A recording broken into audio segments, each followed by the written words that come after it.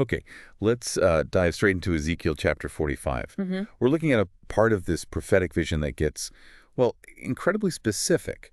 It's like a blueprint for a future, hmm or maybe an ideal state, Yeah. packed with details, how the land's divided, how leaders should act, the structure for worship. And it's fascinating because of that level of detail, isn't it? Instead of like broad theological points, you actually get measurements, quantities, specific duties laid out. Right. It's almost like being handed the administrative manual for this future kingdom. Exactly, an admin manual. Yeah.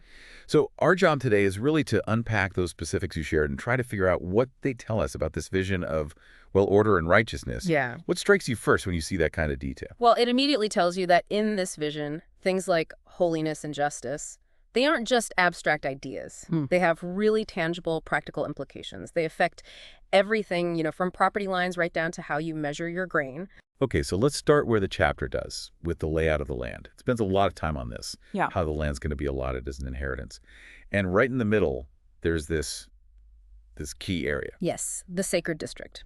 This is a portion of land that's specifically set apart, presented to the Lord, Okay. and the text gives dimensions. 25,000 cubits long, 20,000 cubits wide. But the crucial thing isn't just the size, it's that this whole significant area is declared holy. The whole thing. Holy. That feels like a big statement, making such a large area holy. What's the implication of that scale compared to, say, just the temple building itself being holy? Well, it really expands the idea of holiness, doesn't it? It's not just confined to the inner sanctuary. It covers this huge territory, Yeah. which suggests that everything within the administration, the living spaces, even daily life is meant to be set apart, different, reflecting divine standards. It sort of frames the geography itself as sacred. And then, within that big sacred district, there's an even more intensely sacred spot, right? For the sanctuary. Precisely. The text specifies a 500 cubit square area just for the sanctuary, the most holy place. But it also calls for a 50 cubit open space all around it. Like a buffer zone. Exactly. Think of it like a double layer of separation. The sanctuary needs its own dedicated empty space around it, which emphasizes its supreme holiness even inside the already holy district. So you've got these layers. Yeah. The big district, then the sanctuary square, then that immediate buffer zone. Okay. But this sacred district isn't just empty space, is it? It's allocated to specific groups. It is. A large chunk of that 25,000 by 20,000 cubit district is specifically for the priests. It's given as 25,000 cubits long and 10,000 cubits wide. So half the width. Basically half the width, yes. And it's explicitly for those priests who minister in the sanctuary, who draw near to the Lord. And importantly, it's also where their houses are meant to be. Their homes are right there, inside this primary holy zone. Wow, okay. So their sacred work and their home life are directly connected, physically. That's half the sacred zone for the priests. What about the Levites? They also serve in the temple context. They get the other half of the width. An area also 25,000 cubits long, 10,000 cubits wide, right next to the priest's portion. Okay. And this is designated as their possession, specifically for towns to live in. So while the priest's area seems more about being near the sanctuary for their immediate ministry, the Levites' part is for their settlements, likely supporting their broader roles around the temple complex. Got it. So the whole sacred district basically houses the entire religious infrastructure, the sanctuary, the priests, and the Levites. Makes sense. And then just outside this sacred district, but right up against it, is the city. Yes, the city property. It's described as 5,000 cubits wide and 25,000 cubits long, running parallel to the sacred district. Okay. And what's really interesting here is that this city portion belongs to the whole house of Israel. It's not tribal land. It's not just for the religious folks. It's like a common area, a hub for the whole nation, situated right next to this incredibly holy center. So you have this central block, sacred district split for priests and Levites, with the sanctuary inside and the city attached alongside it. Where does the ruler, the prince, fit into this map? The prince's land. It borders this whole central block, both the sacred district and the city property. It stretches out east and west from it, running parallel to where the tribal portions would eventually be allocated. This specific area is marked out as his possession in Israel. And the text links that land grant directly to a purpose, doesn't it? A social purpose. It does, and this is a really crucial point in the text, I think. The stated goal is explicitly so that the princes will no longer oppress the people, and that this whole arrangement is designed to allow Israel to possess the land according to their tribes. by giving the prince his own defined, separate, pretty substantial piece of land right next to the central sacred and civic block. It removes the temptation, maybe. Exactly. It removes the historical pretext, or maybe the temptation for the ruler to just grab land from the ordinary people or the tribes. The vision aims to set up a stable, fair land system, preventing that kind of royal overreach and land confiscation that, caused so much injustice historically. That's a powerful connection. The physical layout itself is designed to support moral and social justice. It's not just efficient planning. It's like oppression-proofing the system through land ownership. Precisely. The spatial arrangement becomes a tool for ethical governance, and that flows perfectly into the next section of the chapter, which shifts from geography to the ethical and administrative rules, aimed specifically, again, at the princess. And yeah, the text is incredibly blunt here. It doesn't hold back. No, it really doesn't. The command comes straight from the sovereign lord. You have gone far enough, O princes of Israel. It's this sharp rebuke, basically saying the historical pattern of abuse by leaders has to stop in this new vision. Gone far enough. And the command that follows is just as direct. Yep. They're told, flat out, give up violence and oppression. Instead, do what is just and right. And the instruction is crystal clear. Stop dispossessing my people. Right. It just hammers home that theme from the land allocation. The number one job of leadership is to ensure fairness and protect people from being exploited by those in power, including the leaders themselves. And this isn't just like vague ethical advice. It leads straight into really practical, granular rules for everyday life and business, especially about weights and measures. It does, which highlights that justice has to extend right into the marketplace. To make sure trade is fair, the command is use accurate scales, an accurate ephah, that's for dry goods, and an accurate bath for liquids. And it even standardizes those ancient units. Yes, which is absolutely crucial for preventing fraud. The text insists the ephah and the bath have to be the same size, and each one is a tenth of a homer. The homer is set as the standard measure for both. That level of detail about units of measure, it really emphasizes that even what might seem like minor business deals are subject to God's standards of fairness. It's a clear message. Economic integrity is part of being righteous. And it even defines the monetary standard. It does. The shekel is defined as 20 gerahs, and then the mina, a larger unit, is specified in this slightly unusual way.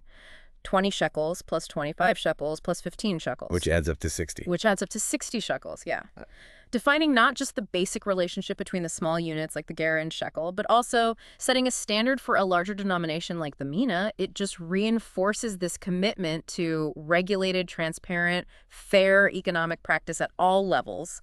Leaves no wiggle room for messing with standards. So we've seen this pattern, this large-scale, divinely ordered geography designed to stop oppression, then commands for righteous leadership, and these super-specific rules for fairness in daily business. Then the chapter pivots again to the rhythm of worship, the contributions, and the feasts. Right. This part outlines the financial and material support needed for the whole religious system. It's presented as a special gift or contribution from the people. And again, the detail is just striking. It's not just give a tenth, it's these specific fractions. Exactly. A sixth of an ephah from each homer of wheat and barley. Really precise fractions of the staple crops. For oil, it's a tenth of a bath from each core, which the text helpfully defines as 10 baths or 1 homer. Okay. And for livestock, it's 1 sheep from every flock of 200, and it even specifies they should come from well-watered pastures, implying, good quality, healthy animals. These sound almost like specific agricultural tax rates, really, designed to fund the whole system. What's the stated purpose of these contributions? They're explicitly earmarked for the grain offerings, the burnt offerings, and the fellowship offerings that are needed to make atonement for the people. Atonement. Yes. And the text points out that all the people contribute this gift, and crucially, it's for the use of the prince. Ah, okay. So that gives the prince a really critical role in the worship system itself. He collects the people's contributions, the raw materials, basically. And then he's responsible for providing the actual sacrifices at the right times. Correct. The duty falls squarely on the prince to make sure all the required offerings burnt, grain, drink, sin, fellowship offerings are provided at all the designated times. The festivals, new moons, Sabbaths, all the appointed feasts. He provides them for the atonement of the whole house of Israel, which is maybe a bit different from earlier systems where, maybe the priests or individuals had more direct roles in providing certain sacrifices. Here, The prince is the central provider for these national atonement rituals, funded by everyone's contributions. It ties the civic leader directly into the spiritual well-being and worship life of the nation. The chapter also gets very specific about rituals for purifying the sanctuary itself, right? Yes, which really underscores how important it was to maintain the holiness of that sacred space. On the very first day of the first month, a young bull without defect has to be offered specifically to purify the sanctuary. And there's a ritual involving the blood being applied to specific spots in the temple. Exactly. The priest takes some of the sin offering blood and applies it to the doorposts of the temple building, to the four corners of the upper ledge of the altar, and to the gateposts of the inner court. Wow, very precise. Very. And then this whole ritual is repeated on the seventh day of that same month, and it's explicitly stated this is for anyone who sinned unintentionally or out of ignorance, specifically to make atonement for the temple.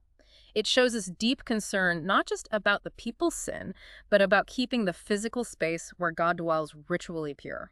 And finally, the chapter laid out the requirements for the major national feasts, again with that same incredible specificity. It does. It details the Passover first month, 14th day, followed by the 7-day feast of unleavened bread. On that first day of Passover, the prince himself provides a bull as a sin offering for himself and for all the people. Okay, so he's included in needing atonement too. And then there are daily sacrifices for the whole week. Yes, every single day for the 7 days, the prince has to provide 7 bulls and 7 rams without defect for burnt offerings, plus a male goat each day for a sin offering. That's a lot of animals. It's a huge amount. And, just like with the people's contributions, the grain offerings and oil are specified too. An ephah of grain for each bull and each ram, and a hin of oil for each ephah of grain. The sheer scale of provision required from the prince for these national feasts is immense. And did the text mention another feast that required the same level of provision from the prince? It did. The 7-day feast that starts on the 15th day of the 7th month, often identified with the Feast of Tabernacles, or Sukkot. The chapter explicitly says the prince has to make the exact same provision: sin offerings, burnt offerings, grain offerings, oil during this feast, as he does for the Passover week. Okay. That repetition, demanding the exact same huge outlay for both major festivals, really highlights their parallel importance in this envisioned system. So let's try and pull all these threads together. We've got this super detailed land layout, strict commands for justice and fair dealing, meticulous requirements for offerings and feasts, all seemingly revolving around the prince and this central sacred district. How does it all connect? What's the big picture here? Well, what really emerges is this vision of an ideal society where pretty much every aspect is ordered and regulated according to divine standards. You have holiness permeating the physical space. Justice isn't just some legal idea. It governs economic life down to the tiniest measurement. Right. Worship is this highly structured communal activity with specific contributions and sacrifices, all channeled through the designated ruler, the prince. It's this very holistic vision where the sacred, the civic, the economic, they're all brought under one incredibly precise divine blueprint. And the goal seems to be maintaining atonement, righteousness, and order before the sovereign Lord.